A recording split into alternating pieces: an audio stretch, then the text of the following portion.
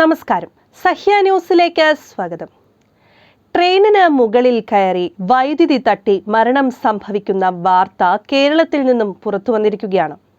കൽക്കരിയുടെ കാലത്ത് തീവണ്ടികൾക്ക് മുകളിൽ കയറിയുള്ള യാത്രകൾ ഇന്ത്യയിൽ സർവ്വസാധാരണമായിരുന്നു.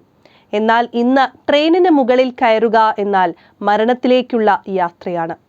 വീട്ടിലെ വൈദ്യുതിയുടെ 100 മടങ്ങ് ശക്തമായ വൈദ്യുതിയാണ് റെയിൽവേ ലൈനിൽ ഉപയോഗിക്കുന്നത് എന്നത് തന്നെ ഇതിന് കാരണം. 2 തരത്തിലുള്ള വൈദ്യുതി ലൈനുകൾ ഇന്ത്യയിൽ റെയിൽവേ ഉപയോഗിക്കുന്നുണ്ട്.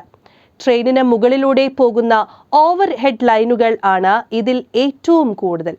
തീവണ്ടിയുടെ മേൽത്തട്ടിൽ നിന്ന് നീളുന്ന ലോഹദണ്ഡുകളിലൂടെ വൈദ്യുതി വണ്ടിയിലെത്തിക്കുന്ന രീതിയാണിത്. ലൈനിൽ നിന്ന് വൈദ്യുതി ട്രെയിനിൽ എത്തിക്കുന്ന യന്ത്ര സംവിധാനത്തെ പാന്റോഗ്രാഫ് എന്ന് വിളിക്കുന്നു. എന്നാൽ പല മെട്രോ ലൈനുകളിലും ട്രാക്കിന് നടുവിലെ പ്രത്യേക വൈദ്യുതി പാളത്തിൽ നിന്നാണ് ട്രെയിനിന് ആവശ്യമായ വൈദ്യുതി ലഭിക്കുന്നത്. ഈ വൈദ്യുത പാളത്തെ തേർഡ് റെയിൽ എന്നും കണ്ടക്ടർ റെയിൽ എന്നും വിളിക്കുന്നു. ഈ 2 മാർഗങ്ങളിൽ ഏതിലായാലും മനുഷ്യൻ സ്പർശിച്ചാൽ മരണം ഉറപ്പ്.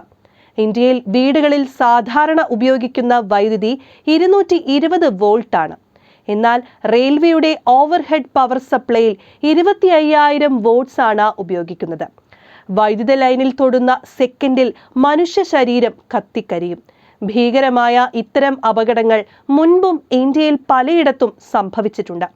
മെട്രോ ലൈനുകളുടെ പാളത്തിലൂടെ ഉള്ള വൈദ്യുതി ഇത്രത്തോളം ശക്തമല്ലെങ്കിലും ജീവനെടുക്കാൻ അതും ധാരാളം.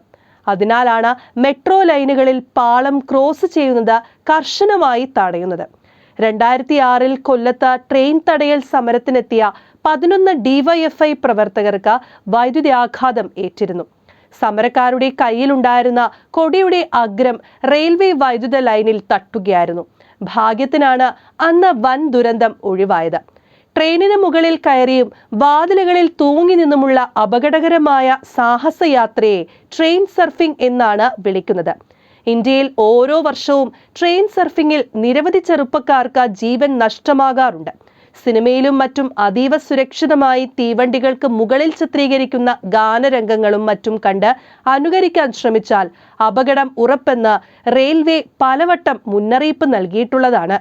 News desk, Sahya news.